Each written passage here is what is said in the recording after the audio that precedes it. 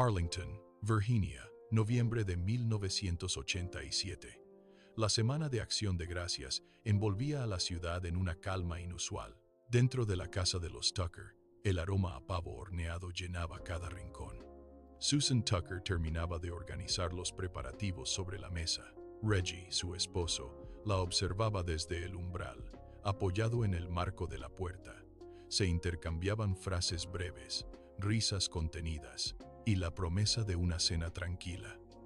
Cada gesto entre ellos confirmaba una rutina de afecto construida durante años. Susan ajustaba los últimos detalles de la decoración, mientras Reggie revisaba el termostato, asegurándose de que el calor fuera suficiente. Se despidieron con la certeza de volver a verse en pocas horas. El sol bajaba tras los árboles, proyectando sombras alargadas sobre el césped. En ese momento la casa parecía un refugio inexpugnable. Sin embargo, el viento del invierno golpeaba los cristales con una fuerza creciente. La paz de aquella tarde era frágil, una burbuja a punto de estallar bajo el peso de una amenaza que ya acechaba en la oscuridad. La noche cayó sobre Arlington sin rastro de Susan. Reggie marcó el número de casa 1, 2, 3 veces. Solo obtuvo el eco monótono del tono de llamada resonando en habitaciones vacías. El pánico comenzó a desplazar la calma. Reggie dejó el auricular sobre la base, tomó sus llaves y condujo de regreso a casa. Mientras tanto, en la calle, el aire gélido cortaba la piel. Una vecina, al pasar frente a la residencia, se detuvo en seco. La ventana del dormitorio principal, habitualmente cerrada a cal y canto en pleno invierno, estaba abierta de par en par. Las cortinas se agitaban con violencia, golpeando contra el marco de madera con un chasquido rítmico y seco. La vecina se acercó hasta el límite del jardín, llamando a la puerta con insistencia. El silencio que respondió fue absoluto. La inquietud se transformó en una certeza gélida. Algo había roto la seguridad de aquel hogar, dejando una brecha abierta. Los oficiales de policía empujaron la puerta principal, que cedió con un crujido seco. Sus linternas cortaron la penumbra del pasillo, revelando un orden intacto en la sala, como si el tiempo se hubiera detenido hace horas. Avanzaron con cautela, sus botas resonando sobre la madera, hasta llegar al dormitorio principal. Al abrir la puerta, el haz de luz barrió el espacio y se detuvo en seco. La escena era una ruptura violenta con la realidad. Susan yacía en el centro de la habitación, inmovilizada con una precisión metódica que helaba la sangre. Los objetos personales estaban esparcidos por el suelo, volcados en un forcejeo que dejó marcas profundas en la alfombra.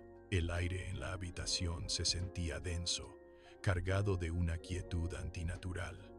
Uno de los oficiales retrocedió un paso, bajando su linterna mientras el impacto del hallazgo le cortaba la respiración. No había rastro de lucha reciente, solo el silencio absoluto de una vida interrumpida de forma atroz.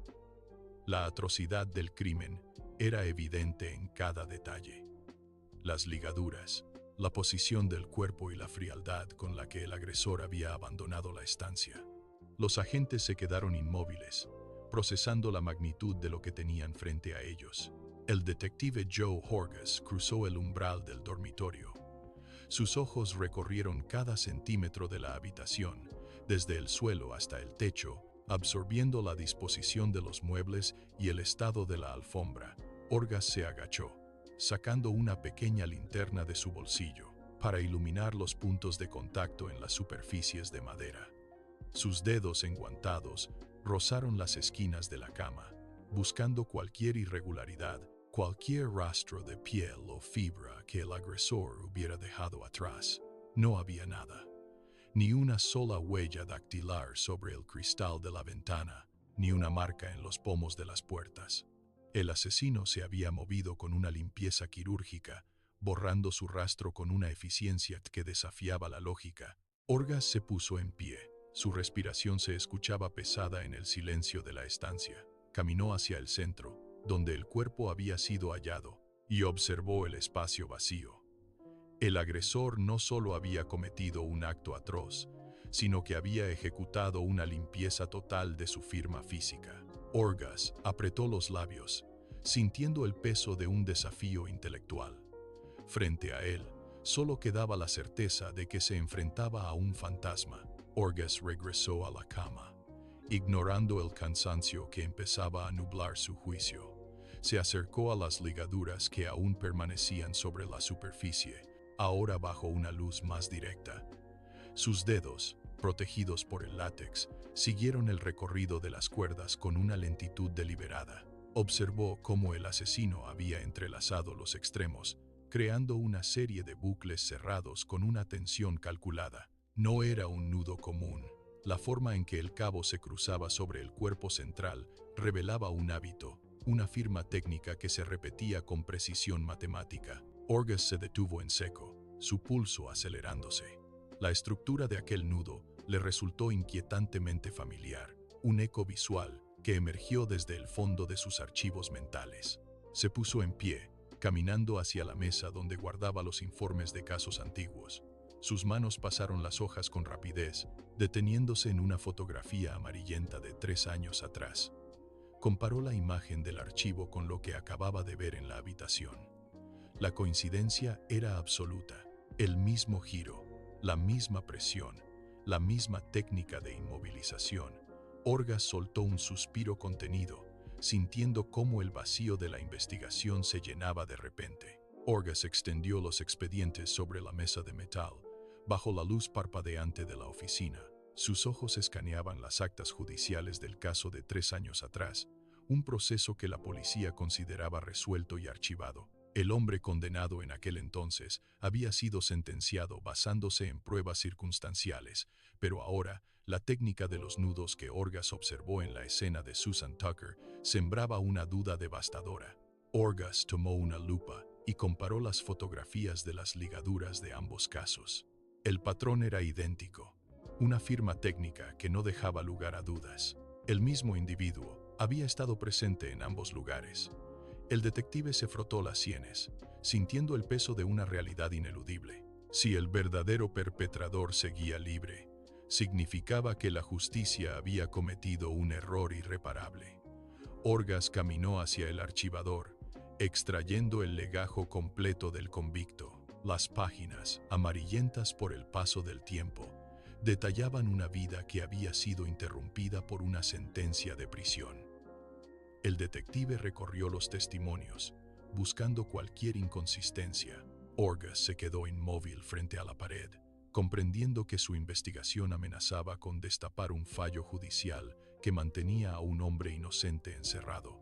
El teléfono sobre el escritorio de Orgas sonó con una insistencia inusual, rompiendo el silencio de la madrugada. Al otro lado de la línea, una voz tensa desde la policía de Richmond confirmaba lo que Orgas empezaba a temer. A 100 millas de distancia, otra mujer había sido encontrada sin vida, siguiendo el mismo protocolo de violencia que el caso de Susan Tucker. Orgas se levantó de un salto y desplegó un mapa del estado sobre la mesa. Con un marcador rojo, trazó una línea que conectaba Arlington con Richmond, un corredor de muerte que se extendía a lo largo de la autopista. Los reportes empezaron a llegar en cascada. Un segundo incidente en una zona residencial de Richmond, luego un tercero. El patrón no era una coincidencia aislada, era una trayectoria calculada. Orgas observó cómo los puntos rojos en el mapa formaban una red que envolvía a las comunidades locales en un manto de pánico. Las autoridades de Richmond comenzaron a solicitar asistencia técnica, describiendo escenas que replicaban con precisión quirúrgica la inmovilización de las víctimas anteriores. El detective apretó el auricular, sintiendo la presión. Orgas entró en la sala de conferencias con los expedientes bajo el brazo, su rostro marcado por el cansancio de noches sin dormir. Frente a él, los jefes de policía de Richmond y las jurisdicciones intermedias intercambiaban miradas de desdén. El detective golpeó la mesa, desplegando las fotografías de los nudos y los informes comparativos. No son incidentes aislados, sentenció, señalando la conexión técnica entre Arlington y Richmond. Un capitán de mayor rango soltó una carcajada seca, ajustándose la silla con desinterés. Argumentaron que cada departamento tenía sus propios protocolos y que vincular crímenes entre ciudades era una fantasía de un investigador obsesionado. Orgas insistió, describiendo el patrón de comportamiento, la precisión de los ataques y la firma inconfundible del agresor. Sus palabras rebotaron contra un muro de burocracia. El detective vio cómo sus superiores archivaban los documentos sin siquiera leer las conclusiones forenses. Salió de la sala, cerrando la puerta con fuerza, mientras el eco de su frustración se perdía en el pasillo vacío. La verdad estaba sobre la mesa, pero nadie quería verla. Lejos de las salas de juntas, la realidad en Richmond golpeaba con una crudeza insoportable. Las víctimas no eran solo números en un informe policial. Eran mujeres jóvenes con vidas en marcha, cuyos nombres empezaron a llenar las pizarras de Orgaz. Una estudiante de enfermería que regresaba de su turno nocturno, una bibliotecaria que cerraba el local al anochecer, una joven artista que preparaba su primera exposición. Cada una de ellas fue interceptada en su propio espacio de seguridad. Los informes describían cómo fueron sorprendidas mientras realizaban tareas cotidianas. El depredador no elegía al azar. Buscaba la vulnerabilidad en la rutina de quienes vivían solas. Orgaz revisaba las fotos de los lugares donde fueron halladas. La violencia que las alcanzó rompió sus proyectos y silenció sus voces en cuestión de minutos. La urgencia no era ya una cuestión de estrategia policial. Cada nueva víctima era un recordatorio de que el asesino se movía con una impunidad que desafiaba cualquier lógica de seguridad. El detective sentía el peso de cada vida perdida, sabiendo que detrás de cada puerta cerrada en Richmond, otra mujer podría estar a punto de convertirse en el siguiente objetivo. Orgaz regresó a la habitación de Susan, donde el aire aún parecía cargado de una quietud antinatural. El detective se acercó a la cama, el lugar donde la tragedia se había materializado semanas atrás. Con movimientos precisos, los expertos forenses comenzaron su labor, desplegando pinzas y sobres de papel estéril sobre la superficie. La luz de las lámparas de trabajo iluminaba cada fibra de las sábanas, buscando lo que el ojo humano había pasado por alto. Con extrema cautela, los técnicos levantaron las manchas biológicas encontradas en el tejido. Cada muestra fue etiquetada y sellada. Orgaz observaba en silencio, consciente de que en esos pequeños fragmentos residía la única posibilidad de justicia. Ya no se trataba de corazonadas. Ahora, la verdad dependía de la precisión de los laboratorios. La ciencia se convertía en la protagonista. Orgaz sabía que el asesino ya no era un fantasma invisible, sino un rastro biológico esperando ser descifrado. En el laboratorio, el zumbido constante de las centrífugas rompía el silencio. Las muestras extraídas de la escena de Susan fueron colocadas bajo lentes de aumento. Los técnicos trabajaban con guantes de látex, moviendo portaobjetos con una lentitud calculada para no contaminar el material genético. Cada gota de fluido era un enigma encerrado en un recipiente de vidrio. En 1987, la tecnología era un terreno inexplorado y traicionero. Los químicos mezclaban reactivos, observando cómo las soluciones cambiaban de color bajo la luz artificial. Había una tensión palpable en el aire. Si la muestra se degradaba, la oportunidad de identificar al agresor se desvanecería para siempre. Los científicos repetían los procesos de extracción una y otra vez, ajustando las temperaturas y los tiempos de incubación. El reloj en la pared parecía avanzar más rápido que sus resultados. A veces, la reacción no ocurría, obligándolos a limpiar el equipo y comenzar desde cero. Los dedos de los analistas, tensos y precisos, manipulaban las pipetas con el pulso de un cirujano. Mientras el sol se ocultaba tras las ventanas del laboratorio, los técnicos se inclinaban sobre los microscopios. El silencio del laboratorio se rompió cuando la pantalla del monitor mostró los primeros resultados. Los técnicos compararon la secuencia de ADN extraída de la escena de Susan con las muestras almacenadas de los crímenes en Richmond. Las bandas de color en el gel de electroforesis se alinearon con una precisión matemática. No era una coincidencia, era una firma biológica idéntica. El perfil genético coincidía punto por punto en todas las escenas analizadas.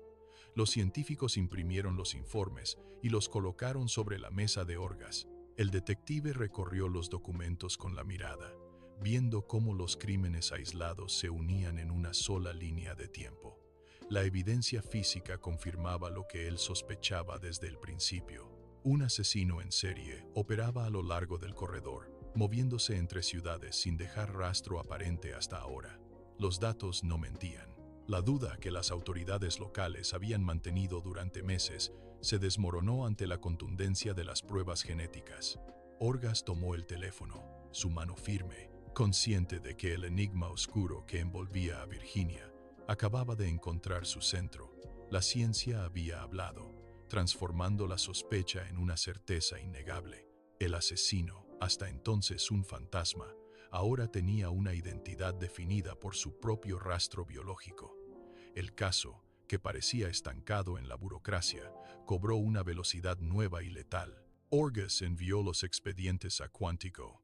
Días después, un equipo de la Unidad de Ciencias del Comportamiento del FBI llegó a la oficina. Los agentes desplegaron mapas y fotografías sobre la mesa, rodeando a Orgaz en un círculo de análisis clínico. No buscaban huellas, buscaban motivos. Uno de los especialistas, con el ceño fruncido, comenzó a trazar líneas entre los lugares de los ataques. El equipo diseccionó cada movimiento del agresor con precisión quirúrgica. Observaron la elección de las víctimas, la forma en que el criminal irrumpía en los hogares y el tiempo que permanecía en la escena. Para ellos, cada acción era una ventana a una mente fragmentada. Los agentes discutían sobre la necesidad de control del perpetrador y su capacidad para camuflarse en la rutina diaria. La atmósfera en la sala cambió. Ya no se trataba solo de comparar secuencias genéticas, sino de entender la lógica retorcida que impulsaba al asesino. El experto principal señaló un patrón en la agresividad del sujeto, sugiriendo que el criminal no actuaba por impulso, sino siguiendo un guión interno preestablecido. Mientras los agentes hablaban, Orgaz tomaba notas. Los agentes del FBI presentaron el informe final sobre el escritorio de Orgaz. El perfil era inquietante. Describieron a un joven solitario, alguien que evitaba el contacto social prolongado pero que observaba su entorno con una atención obsesiva. Según el análisis, el sospechoso arrastraba un historial documentado de incendios provocados, una conducta que los especialistas interpretaron como una válvula de escape. El informe profundizó en su dinámica familiar, señalando una relación profundamente conflictiva con su madre, marcada por el resentimiento. Los agentes explicaron que este tipo de individuo suele buscar el poder en sus crímenes, tratando de compensar la falta de control. Orgaz leyó cada línea, subrayando las características clave: inestabilidad, impulsividad y una necesidad patológica de dominio. El FBI sugirió que el sujeto no era un extraño absoluto, sino alguien que conocía los ritmos de la ciudad y se movía con confianza. Orgaz comparó los datos del perfil con las bases de datos de delincuentes conocidos, buscando a alguien que encajara en este molde. Orgaz se encerró en el archivo central. Las luces fluorescentes zumbaban sobre su cabeza mientras pasaba las páginas de expedientes olvidados, acumulando polvo en sus dedos. Buscaba una coincidencia, una chispa entre los datos del FBI y los registros locales. Sus ojos escaneaban nombres, fechas y direcciones, descartando uno tras otro. De repente, una ficha amarillenta detuvo su mano. El nombre saltó de la página: Timothy Spencer. Orgaz se quedó inmóvil, sintiendo un peso repentino en el pecho. Al leer los antecedentes, la conexión fue instantánea. Los detalles sobre los incendios provocados y la inestabilidad familiar encajaban con una precisión aterradora. El detective dejó el expediente sobre la mesa y se levantó, caminando hacia la ventana para mirar la oscuridad de la calle. Su instinto, pulido por años de servicio, le gritaba que no era una coincidencia. Cada pieza del rompecabezas mental que había construido se alineó con el nombre de Spencer. Orgaz volvió a la ficha, repasando los datos una vez más, confirmando que la sombra que perseguía finalmente tenía un rostro y un pasado. El detective tomó el teléfono, sabiendo que el siguiente paso cambiaría el curso de la investigación para siempre. Orgaz condujo hasta el centro de rehabilitación donde Spencer cumplía su condena. El edificio, Una estructura de ladrillo gris rodeada por una valla metálica parecía un lugar de contención, pero los registros contaban una historia distinta. El detective se sentó frente al administrador, quien desplegó una carpeta con los movimientos internos del recluso. Orgaz comenzó a comparar las fechas de los crímenes con los registros. Sus dedos recorrieron las columnas de entrada y salida. El hallazgo fue inmediato. Spencer gozaba de permisos de salida regulares. Sin embargo, al superponer el calendario de los permisos con los días de los asesinatos en Arlington y Richmond, la coincidencia fue absoluta. Cada vez que una víctima era atacada, Spencer estaba fuera de las instalaciones. El detective señaló una fecha específica, el día del crimen de Susan Tucker. Orgaz cerró la carpeta con fuerza. El centro de rehabilitación se había convertido en la base de operaciones de un depredador. El detective anotó los horarios en su libreta, sintiendo cómo la última barrera comenzaba a desmoronarse.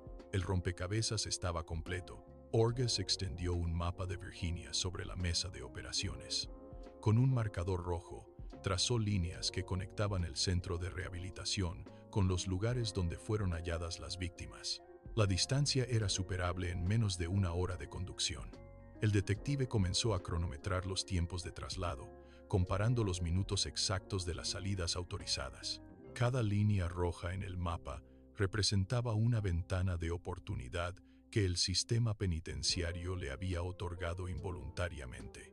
Spencer no solo salía, se movía con una precisión calculada. Orgaz observó los registros de kilometraje del vehículo que Spencer utilizaba. Los números no mentían. Las rutas trazadas coincidían con los corredores de las ciudades. La libertad condicional, concebida como un puente hacia la reinserción, se había transformado en una licencia para matar bajo el amparo de la burocracia. El detective golpeó la mesa con el puño al darse cuenta de que el asesino conocía perfectamente los límites de su vigilancia. Spencer regresaba al centro justo antes del recuento nocturno. La impunidad con la que operaba era el resultado de un sistema ciego, incapaz de ver al depredador que caminaba entre los ciudadanos. Orgaz recogió las pruebas, consciente de que cada minuto que Spencer permanecía libre era una afrenta directa a la justicia. Orgaz no podía permitirse ni un solo error. Reunió a su equipo en una sala iluminada solo por el resplandor de los mapas. El detective señaló el punto exacto donde Spencer solía realizar sus paradas técnicas. La orden era clara: vigilancia total. Los oficiales revisaron sus equipos de comunicación, ajustando las frecuencias para evitar cualquier interferencia. Sabían que Spencer era astuto y que cualquier movimiento en falso lo pondría en alerta, permitiéndole desaparecer. Orgaz insistió en la necesidad de una prueba irrefutable. Necesitaban algo que el asesino no pudiera negar ante un juez. Mientras los agentes se desplegaban, Orgaz repasó mentalmente cada detalle del caso de Susan Tucker. La tensión era palpable. El detective verificó el protocolo de detención una última vez. Si lograban interceptarlo, no habría abogado capaz de revertirlo. El equipo se dispersó en la oscuridad de la noche. El cerco sobre Spencer se cerraba, y esta vez no habría salida. En el laboratorio, el silencio era absoluto, solo interrumpido por el zumbido constante de las centrífugas. Orgaz entregó las muestras biológicas recolectadas en la escena de Susan Tucker a los especialistas. Por aquel entonces, la tecnología de ADN era una frontera inexplorada, un territorio donde la ciencia prometía convertir lo invisible en una verdad absoluta. Los técnicos comenzaron el complejo proceso de extracción.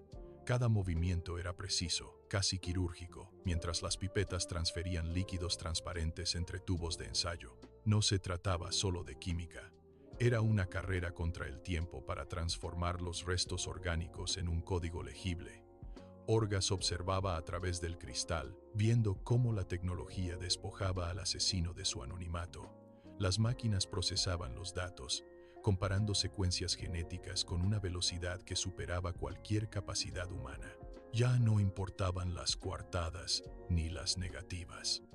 La ciencia se erigió como el testigo presencial que nadie podía refutar, una voz que hablaba desde el nivel molecular. Los patrones empezaron a alinearse en las pantallas, formando una arquitectura de pruebas que vinculaba directamente a Spencer con los crímenes. La pantalla del analizador parpadeó, mostrando una serie de picos y valles que representaban el perfil genético. El técnico ajustó el enfoque. Sus dedos se detuvieron sobre el teclado mientras la secuencia de Arlington se superponía con la de Richmond. No había lugar a dudas.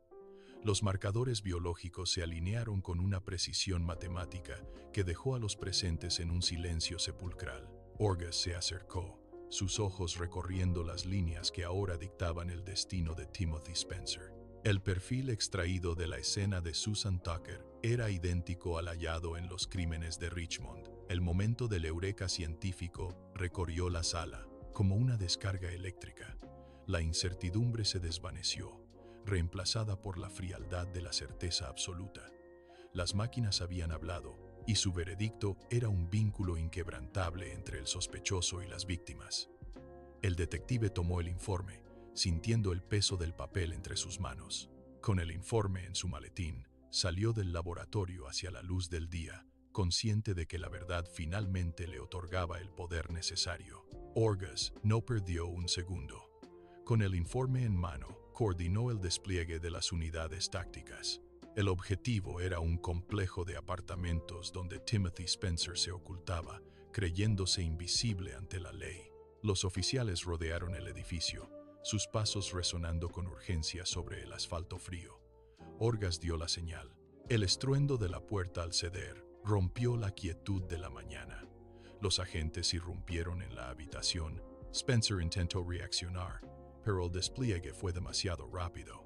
Un oficial lo sujetó contra el suelo, mientras el sonido de los grilletes metálicos cerrándose marcaba el fin de su libertad. Orgaz entró tras ellos. Sacaron a Spencer al exterior, donde las luces de las patrullas giraban, bañando su rostro en destellos intermitentes. La luz pública caía sobre él, exponiendo la realidad de quien había operado en las sombras. El operativo fue impecable. El año 1988 marcó un antes y un después en los pasillos del tribunal. Las puertas de roble se abrieron de par en par, dejando entrar a una multitud que buscaba respuestas. El aire dentro de la sala estaba cargado de una electricidad estática.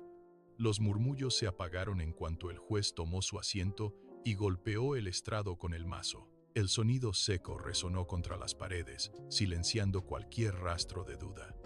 Timothy Spencer ocupó su lugar, manteniendo la mirada fija en el frente, mientras los abogados preparaban sus carpetas sobre las mesas de madera.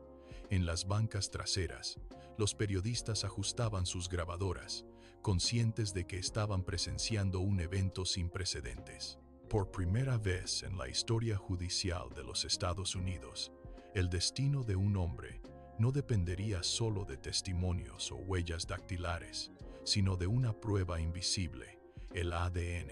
La fiscalía se levantó, su postura firme, mientras presentaban los primeros documentos que vinculaban el código genético con las escenas del crimen. Cada palabra pronunciada por el fiscal cortaba el silencio con precisión quirúrgica. Los miembros del jurado, sentados en fila, observaban con atención, procesando la magnitud de lo que estaba por exponerse. No era un juicio común. Era el debut de la ciencia forense moderna enfrentándose a la justicia. La expectación crecía con cada minuto, convirtiendo la sala en el epicentro de una transformación legal que cambiaría el curso de la historia criminal para siempre. El juicio, aquel escenario de tensión absoluta, comenzaba bajo la mirada atenta de todo el país. Un perito en genética se acercó al estrado, cargando una carpeta voluminosa. Colocó gráficos de bandas genéticas sobre el proyector, iluminando la pared con patrones de líneas negras. El silencio en la sala se volvió absoluto. El experto señaló las coincidencias, explicando cómo cada fragmento de muestra biológica funcionaba como una huella única, imposible de replicar. La defensa se levantó de inmediato, interrumpiendo con objeciones sobre la validez del método. El abogado defensor gesticuló con fuerza, intentando sembrar dudas sobre la fiabilidad de la tecnología ante un jurado que nunca antes había escuchado tales términos. Argumentó que la ciencia era experimental, una conjetura sin base legal sólida. Sin embargo, el perito no cedió. Con calma, Presentó los resultados de las pruebas cruzadas, mostrando cómo las probabilidades de error eran estadísticamente inexistentes. La sala, antes dividida por el escepticismo, ahora observaba con claridad cómo la ciencia transformaba la duda en una certeza ineludible. El juez se puso en pie y los miembros del jurado abandonaron la sala en fila india. El silencio que dejaron tras de sí fue pesado, casi asfixiante. Durante horas, el tiempo pareció detenerse en los pasillos del tribunal. Los periodistas dejaron de escribir, los abogados repasaron sus notas en silencio y el público permaneció inmóvil, esperando una señal. Finalmente, una puerta se abrió. El jurado regresó, sus rostros serios, evitando cualquier contacto visual con el acusado. El portavoz del jurado se puso de pie, sosteniendo un sobre blanco con manos firmes. El juez pidió orden, y el secretario del tribunal tomó el documento. Cada segundo se sentía como una eternidad. El secretario comenzó a leer. En el caso contra Timothy Spencer, el jurado declara al acusado culpable de todos los cargos. Un suspiro colectivo recorrió la sala, un sonido de alivio contenido que escapó de cientos de gargantas al mismo tiempo. Spencer no mostró reacción, permaneciendo estático, mientras el murmullo de la sala estallaba en una mezcla de asombro y confirmación. El juez golpeó el mazo, pero esta vez el sonido fue diferente. Era el eco de una sentencia que cerraba un ciclo de terror. La historia judicial de los Estados Unidos acababa de cambiar para siempre. La ciencia había hablado, y el veredicto era irrefutable.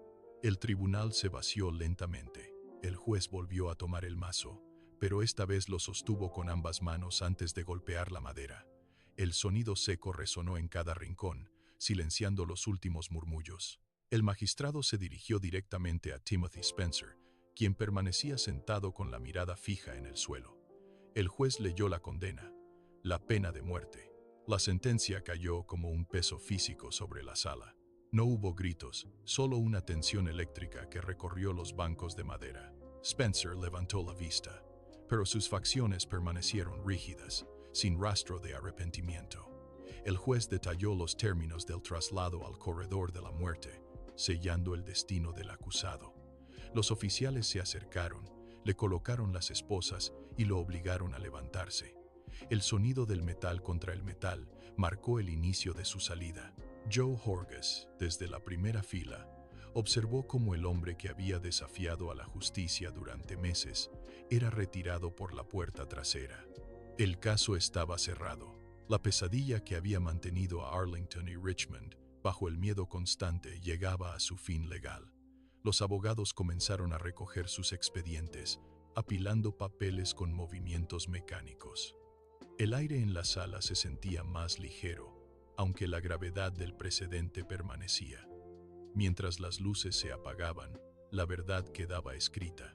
Las puertas del tribunal se cerraron, sellando el eco de la sentencia. Fuera, el aire frío de noviembre golpeaba las ventanas, pero el calor del hogar no regresaba a las casas de las víctimas. Reggie caminó por el pasillo de su casa, deteniéndose frente a la puerta de la habitación que permanecía cerrada desde aquel invierno.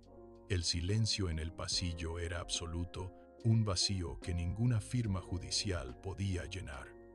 En Richmond, las familias de las otras jóvenes guardaban las fotografías en cajas de cartón, apilándolas en estantes altos. Los marcos de fotos, antes llenos de vida, ahora acumulaban una fina capa de polvo. La justicia había cumplido su función técnica, pero el lugar en la mesa seguía vacío. No había risas al llegar la tarde, ni llamadas telefónicas que interrumpieran la rutina. El veredicto no devolvió las horas perdidas ni los proyectos truncados. La vida continuaba con una lentitud pesada, marcada por la ausencia de quienes ya no estaban. Cada objeto personal dejado atrás. Meses después, Joe Horgas se sentó ante su escritorio en la oficina de Arlington. Sobre la superficie de madera, las carpetas del caso Spencer formaban una torre ordenada.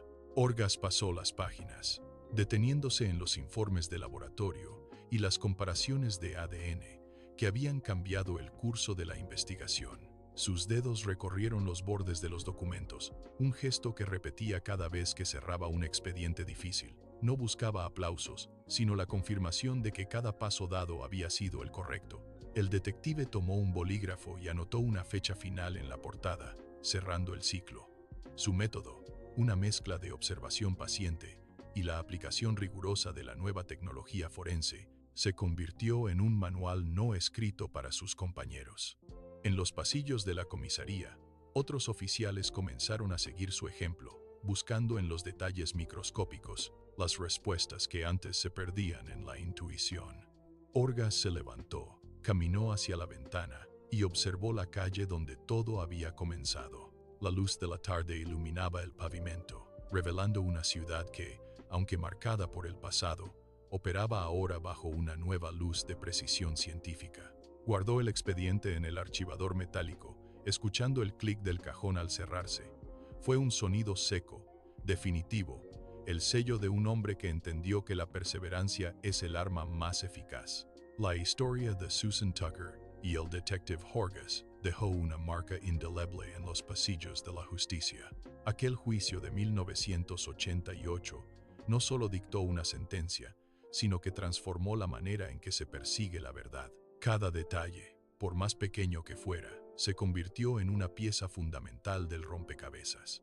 Los expertos aprendieron que una muestra biológica, analizada con paciencia y rigor, puede desmantelar las mentiras más elaboradas. La ciencia, antes una herramienta secundaria, pasó a ser el faro que guía la investigación criminal. Hoy, en los laboratorios, los técnicos ajustan sus microscopios y comparan perfiles genéticos con la misma meticulosidad que Orgaz aplicó. La sociedad, aunque consciente de la oscuridad que acecha en las sombras, camina ahora con una mayor certeza. La verdad, aunque a veces tarde años en emerger, siempre encuentra su camino hacia la superficie. La justicia ya no depende solo de la suerte, sino de la capacidad de observar lo invisible y de persistir. El ciclo se cierra.